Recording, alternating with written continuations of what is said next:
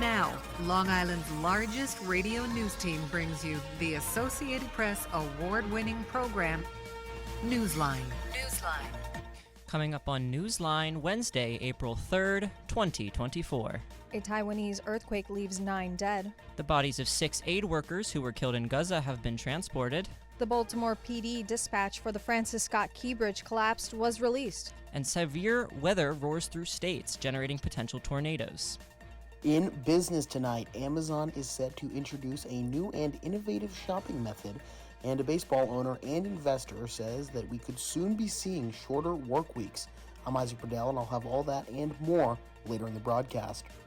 In entertainment this evening, the iconic Matrix franchise is making a comeback with Drew Goddard. Disney rejoices in proxy battle as Nelson Peltz falls short of board seat, and renowned filmmaker Jonathan Glazer gives his support to Gaza humanitarian relief action. I'm Daka Sumaru, and I'll have all of this and more later in the broadcast. Offshore women's lacrosse sees the battle of the Cardello sisters, and the Yankees are knotted in a 2-2 game. I'm Connor Keogh, and I have more later in the broadcast.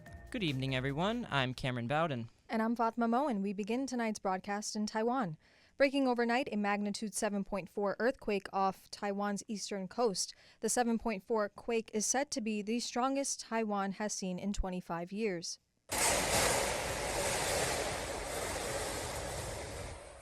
The quake's epicenter was offshore near the mountainous region of Hualien County, with 9 people confirmed dead. Over 1,000 others are injured. Rescuers are currently deployed searching for bodies trapped, stuck, or stranded. 150 kilometers away in the metropolitan city of Taipei, residents were left rattled with commuters clinching onto bus poles. Building exteriors were also falling off as the country was placed on a tsunami watch. Buildings on an angle throughout the area came crashing, with students being forced to evacuate. The children were given yellow protective hats for cover, with others holding textbooks over their heads. The East Asian country has dealt with tremors in the past, but authorities did not expect the magnitude, delaying timely alerts. Heading to the Middle East, an update on the 6 Middle East humanitarian aid workers who were killed by Israeli airstrikes.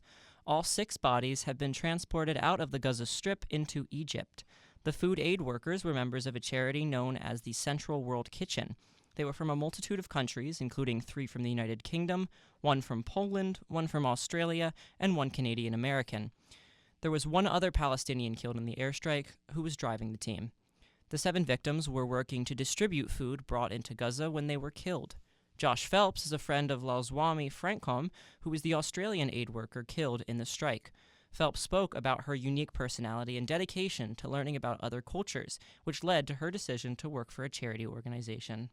You know, Zami was a very ambitious, sometimes stubborn individual who knew what she wanted in life, and that was to build friendships all over the world, engulf herself in different cultures, foods, drinks, adventure, and she was doing that. You know, she'd been recently promoted and had the opportunity to live in Asia, and she was living in Bangkok. Since the attack, the Central World Kitchen charity has halted operations in Gaza. An update on the Francis Scott Key Bridge collapse in Baltimore. New police dispatch audio shows Baltimore PD had 90 seconds to evacuate drivers when cargo ship Dali lost power. C-13 dispatch, the whole bridge just fell down. Start, whoever, everybody. The whole bridge just collapsed. Simple dispatch is direct. That's correct. Do we know if all traffic was stopped? I can't get to the other side, sir. The bridge is down. We're going to have to get somebody on the other side, the Anne Arundel County MSP, to get up here and stop traffic coming northbound on the T Bridge. That was Baltimore police officers frantically dispatching the collision after being warned that the ship lost its steering ability. 1 person is dead after severe thunderstorms rolled across a multitude of Midwestern, Southern, and Mid-Atlantic states, leaving thousands of homes and buildings without power. Areas in Ohio, Pennsylvania, Kentucky, Mississippi, Alabama, Tennessee, West Virginia, Virginia, and Georgia are currently under tornado watches as well, and Wisconsin is currently experiencing a snowstorm. In northern Oklahoma, 3 tornadoes and heavy rain led to the death of a 46-year-old homeless woman in Tulsa. Outside of Oklahoma, damage to buildings and property has been seen in West Virginia, Ohio, and Kentucky. Ronnie Howard, a resident of Dunbar, West Virginia, shared with the Associated Press how the storms led to the destruction of his car. I could hear debris hitting the side of the building, And I figured, oh, that must be bad out there. A few minutes later, employees run in and say, Ron, it's your car, your car. I think they're playing a joke on me. And I come outside, and that's what I see, my car. In West Virginia alone, over 140,000 were left without electricity following the storms. Author and academic April Yoder recently released a new book entitled Pitching Democracy. Yoder, who teaches at New Haven University, visited Hofstra's campus today to discuss her new book. WRHU's Caroline Ottavalo gives us an exclusive report from that event.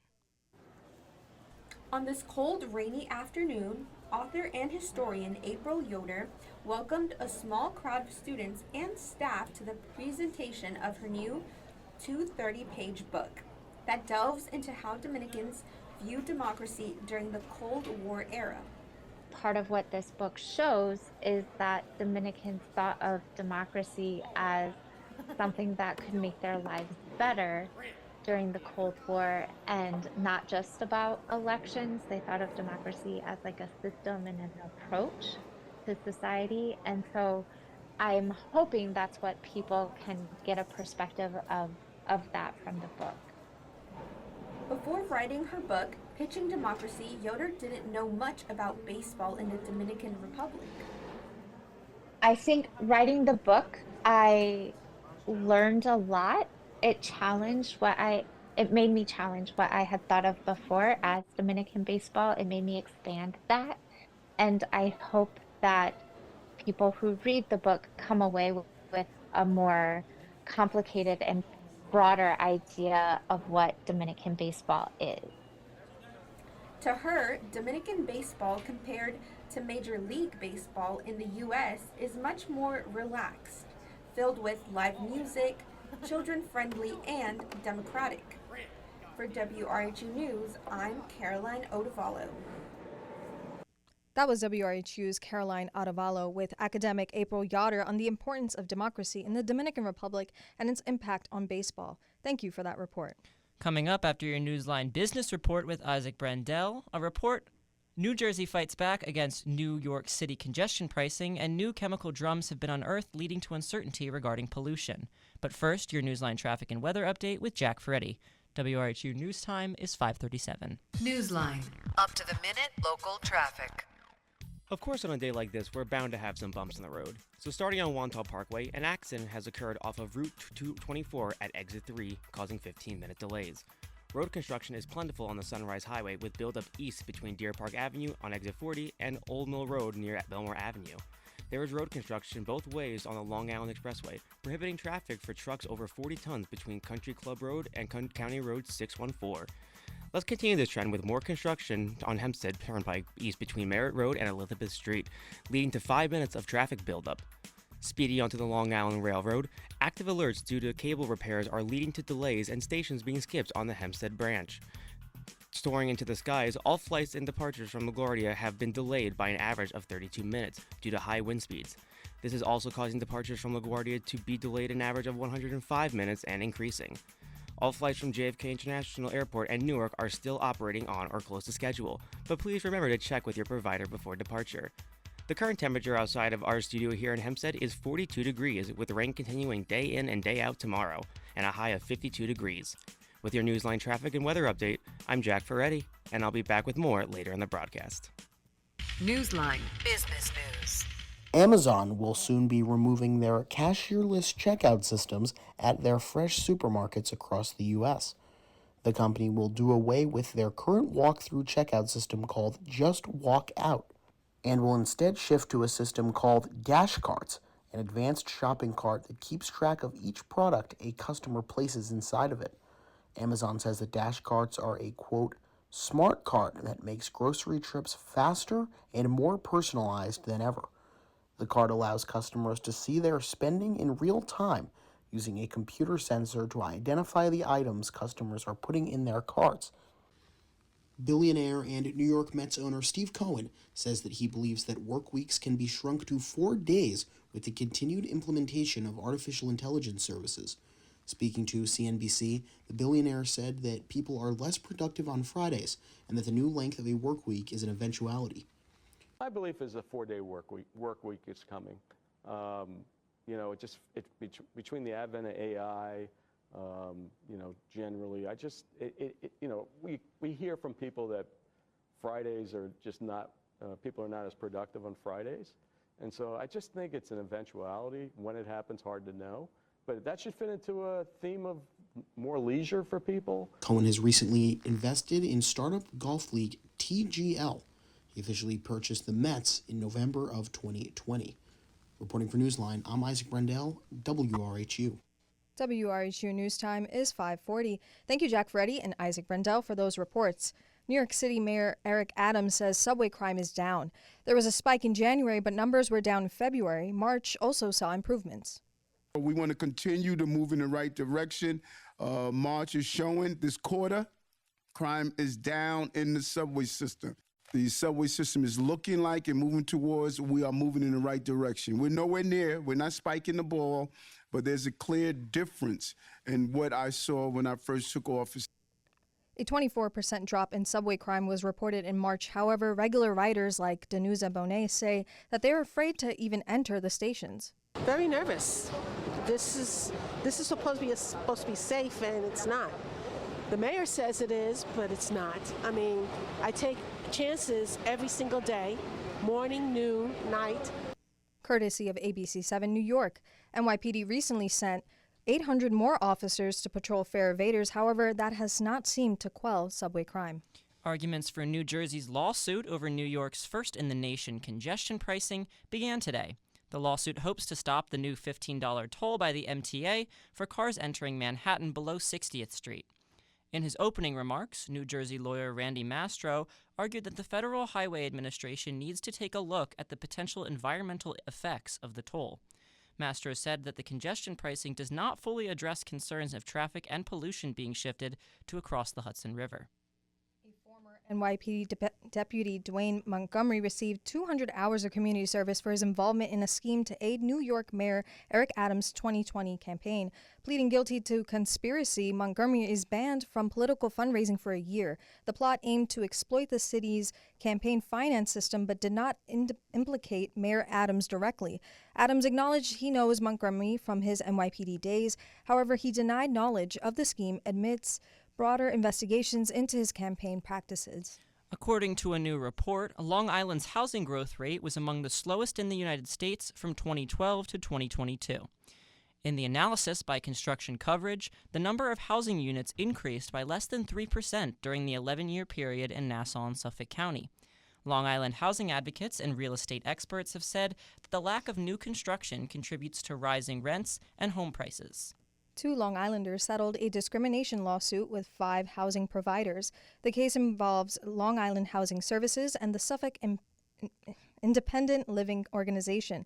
The 2 organizations are accusing NPS Property Cooperation of misleading African American tenants. They allegedly misled the tenants about available rentals and rejected housing vouchers, including those for individuals with disabilities. A judge confirmed NPS's breach of fair housing laws, accumulating in a $105,000 settlement.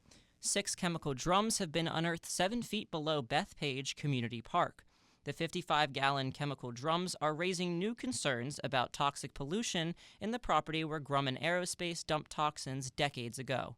According to Oyster Bay Town Supervisor Joseph Saladino, the drum's contents are currently being tested and at least one was punctured. In a statement, the State Department of Environmental Conservation says the drums show no visual signs of releasing contamination into the environment. A Nassau County court has ordered a former Merrick pediatrician, Stuart Copperman, to pay $27 million to Terry Ackerman. This comes after Ackerman accused Copperman of sexually abusing and harassing her in her youth. Copperman has had his medical license revoked in 2000 due to over 100 sexual abuse allegations. Ackerman says in response to all of the lawsuits, quote, "I feel validated that it's not just me saying he did terrible things to me." Kyle Cawthurst faces a sentence of 25 years to life in prison for the murder of Kyle Midling. Families of both Cawthurst and Midling addressed the court prior to the sentencing. The ruling was made yesterday. Cawthurst was convicted of second-degree murder, attempted robbery, and 2 counts of criminal possession of a weapon. A search is underway for an unidentified person who shot a man in Poughkeepsie. City police reported that a 34-year-old man was shot near Main Street on Saturday around 4:30 a.m. The victim was taken to the hospital shortly after and suffered life-threatening injuries. The latest on the man's condition and the shooter is still unknown. More than 40 animals were rescued from a home in Ronkonkoma yesterday, with officials leaving in hazmat suits. Suffolk County Society for the Prevention of Cruelty to Animals says the homeowner has been charged with animal cruelty. The home was deemed unlivable by local officials. A team of 5 groomers worked through the night to take care of the animals. The 911 rescue team expects to have the dogs ready for adoption in 2 to 3 weeks. Coming up after your Newsline Entertainment Report with Dorcas Umaru, but first your Newsline Traffic Update with Jack Freddy. WRHU News Time is 5:45. Newsline. Up to the minute local traffic. As we return to the roads, Belmore is where most of the congestion is at, with average speeds of 15 miles per hour. Be on the lookout if traveling on the Southern State Parkway, as a downed tree eastbound at Broadway has closed off the right lane and exit ramp off of New York 110 Babylon. A little further to the west on the Southern State, traffic buildup is heading eastbound and resulting in traffic delays of 6 minutes and increasing. Unfortunately for the Southern State, another accident east at Wantagh Avenue off of exit 28 has led to stop-and-go traffic backed up all the way to Merrick Avenue off exit 24. Expect delays of up to 20 minutes. Returning to Sunrise Highway, the off-ramp has been partially closed off heading eastbound on Route 110 at Broadway. Cruising back onto the Long Island Railroad, the Hempstead branch has returned to its regular schedule, and all rails are still operating on or close to schedule. All flights from JFK, LaGuardia, and Newark are all still operating on or close to schedule, but please remember to check with your provider. It's currently 42 degrees with heavy rain showers outside of our studio here at Hofstra. After another day of torrential downpour, rejoice with clear skies throughout the weekend and 50-degree heat. With your Newsline traffic and weather update, I'm Jack Ferretti. Newsline. Entertainment. Exciting news for fans of the Matrix franchise. A new installment of the iconic sci-fi series is currently in the works, with Drew Goddard set to write and direct the film. The project is being produced by Warner Brothers Discovery. While details about the plot and casting are kept hidden, fans can expect the new film to delve deeper into the themes that have made the Matrix a beloved franchise for over 2 decades. And a major win for Walt Disney and CEO Bob Iger, the entertainment giant has successfully rejected activist investor Nelson Peltz in a proxy fight for a board seat. Shareholders voted against Peltz's bid, allowing Disney to maintain control of its current board of directors, Maria Elena Lagomasino and Michael Froman. In a heartwarming gesture of generosity, filmmaker Jonathan Glazer has donated a collection of signed posters from his film The Zone of Interest and Under the Skin to a humanitarian relief auction in Gaza. Alongside producer James Wilson, Glazer's contribution has drawn a highest bid of over $3,400, with the auction closing on April 12th. The posters will be signed by Glazer, composer Michael Levi, and Wilson. For your Newsline Entertainment Report, I'm Dorcas Umaru, WRHU. WRHU News Time is 5:48. Thank you, Jack Ferretti and Dorcas Umaro, for those reports. Voters across 4 states further cemented President Joe Biden and former President Donald Trump as the Democrat and Republican candidates for president. The primaries, which were largely symbolic after the 2 candidates reached the necessary number of delegates weeks ago, occurred in Rhode Island, Connecticut, New York, and Wisconsin. This was an expected success for both candidates. However, some telling signs for the upcoming general election were seen in the primaries. Mainly, the uncommitted delegates for Biden and some Republican rivals who dropped out are still being voted for. The tallies of uncommitted voters in Rhode Island and Connecticut had 19% and 13% respectively. In Wisconsin, Donald Trump received 78% of the Republican vote. However, other candidates who have since dropped out received large percentages as well, like Nikki Haley, who received 13%. Donald Trump calls illegal immigrants animals and not human in a recent campaign speech in Michigan. In the speech, he threw around the term animals repeatedly. The 22-year-old nursing student in Georgia who was barbarically murdered by an illegal alien animal. The Democrats say, please don't call them animals, they're humans. I said, no, they're not humans, they're animals. Nancy Pelosi told me that. She said, please don't use the word animal, sir, when you're talking about these people. I said, I'll use the word animal because that's what they are. He also spoke in explicit detail about criminal cases featuring illegal immigrants, saying how this chaotic violence will ruin America if he loses this upcoming election on November 5th. Trump continues to claim in these speeches that immigrants who are crossing American borders have escaped mental asylums and prisons. Trump also claims how this election will be America's last election. In a press conference today, President Joe Biden and Senator Bernie Sanders shared that they are working to lower the cost of asthma inhalers for Americans. In January, Sanders and other lawmakers criticized pharmaceutical companies, including AstraZeneca, Boehringer, Teva Pharmaceuticals, and GSK for their overpriced asthma inhalers. The Biden administration has also worked to fight back against, quote, falsely claimed patents, which the administration hopes will increase competition and lower costs. In the press conference, Senator Sanders said the following about the initiative he's working on with President Biden. What all of that means is that within a very short time, in 2 out of the 3 companies starting on June 1st, the vast majority of Americans will pay no more than $35 at the pharmacy counter for the inhalers they purchase. Biden has made lowering healthcare costs a major part of his 2024 campaign. The co-founders of Truth Social are being sued by former President Donald Trump, who claims that the founders mismanaged the app in its early stages. Trump believes the founders should lose stock in the company as a consequence. Truth Social executives Wes Moss and Andy Litinsky were contestants on the NBC show The Apprentice and pitched the app idea to Trump after the January 6th insurrection. The lawsuit claims how this was a phenomenal opportunity for the creators and how Moss and Litinsky were riding President Trump's coattails. President Joe Biden expressed outrage and heartbreak over the killing of 7 World Central Kitchen aid workers in Gaza. The workers were killed following an Israeli airstrike. This incident led Biden to call for increased protection of aid workers and civilians. Israeli Prime Minister Benjamin Netanyahu acknowledged the unintentional strike, promising measures to avoid similar incidents. North Korea is flexing its military muscles again. The country claims it successfully tested a new hypersonic missile that can carry nuclear warheads. According to state media, the missile flew over 600 miles and reached an altitude of 62 miles. Supreme Leader Kim Jong-un says this proves his country can now build solid fuel missiles of any range to threaten the United States and allies. The U.S., South Korea, and Japan have responded by ramping up joint military exercises as a deterrent. However, Kim vows to keep growing his nuclear and missile collection. Top NATO officials met today to discuss long-term strategies to ensure Ukraine's well-being. NATO Secretary General Jens Stoltenberg proposed a more direct role for the nations, where they would allocate $107 billion in a 5-year fund. What is obvious is that we need new and more money for Ukraine, and we need it over many years.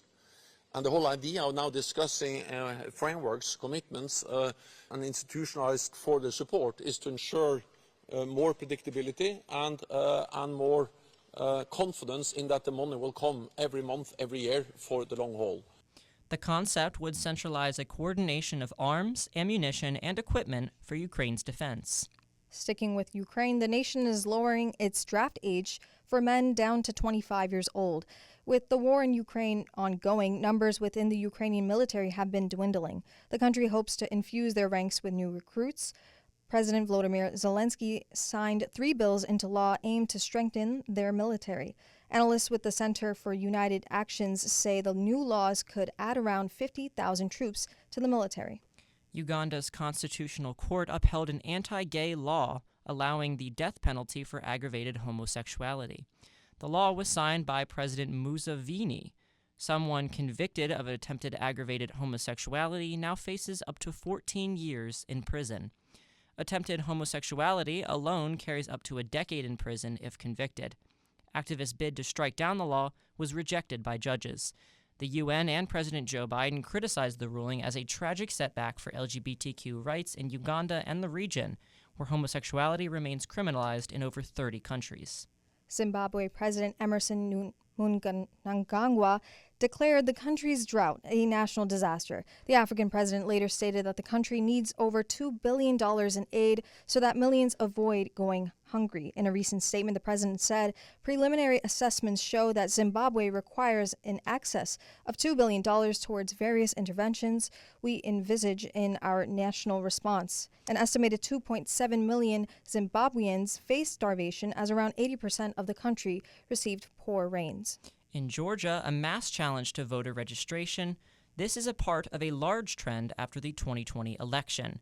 The National Voter Registration Act says states and counties can remove voter eligibility. Supporters are saying the challenges can prevent fraud by removing duplicate records and removing voters who have moved out of state.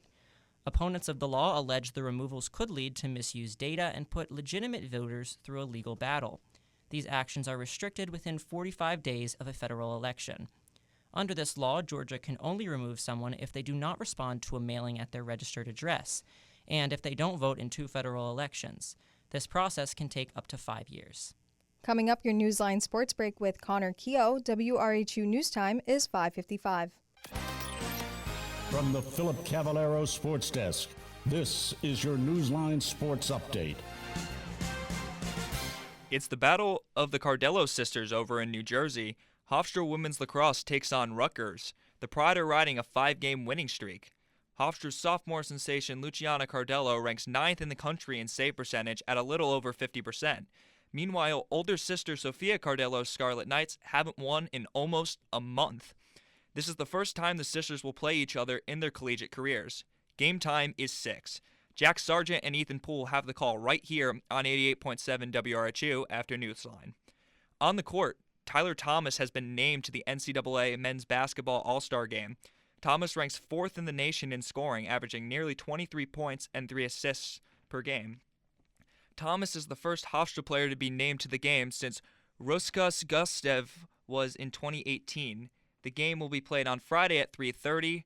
Thomas will also participate in the 3-point contest on Thursday at 9.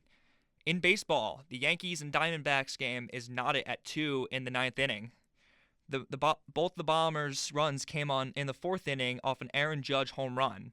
On the mound, Carlos Rodon pitched 5 1/3 innings and surrendered just 2 runs. Arizona tied the game on a Ketel Marte home run in the 5th. Ian Hamilton has held the D-backs scoreless since. Staying on the diamond, the Mets-Tigers game originally scheduled for 7:10 has been rained out. The Amazings took the field on Monday where they suffered a 5-0 loss to Detroit. The Mets play a single admission doubleheader tomorrow, with the first game starting at 12:10 and the second game starting 30 minutes after the conclusion of the first game. Tickets from tonight's game will not be valid. Brooklyn hosts Indiana tonight at 7:30 in the second half of a home-and-home. The Nets dropped the opener on Monday, 133-111. Pacers guard Tyrese Halliburton shot 60% from the field, including 4 threes. He also added 13 assists. Cam Thomas led the Nets with 22 points of his own in the loss. With your Newsline Sports Update, I'm Connor Keogh. That will do it for tonight's edition of Newsline. Many thanks to the entire WRHU news team. Engineering our show this evening is Broadway's #1 fan, Jason Spiller, and a big thank you to our tech assistant, Alondra Nolasco Rojas. Thank you for tuning in to Newsline, only here on your 4-time Marconi Award-winning radio station, 88.7 FM, Radio Hofstra University. Access real-time local Long Island, New York, and global news, along with content from WRHU Talent, Monday through Thursday, 5:30 to 6 p.m. And tune back in from 7 to Monday through Friday morning for our talk show, where we discuss Long Island life, national news, and international issues from the minds and mouths of Hofstra students on the morning wake-up call. Lastly, check us out on social media at WRHU News for behind-the-scenes content. For Newsline, I'm Cameron Bowden. And I'm Fatma Moen. Thank you for listening. And have a great night.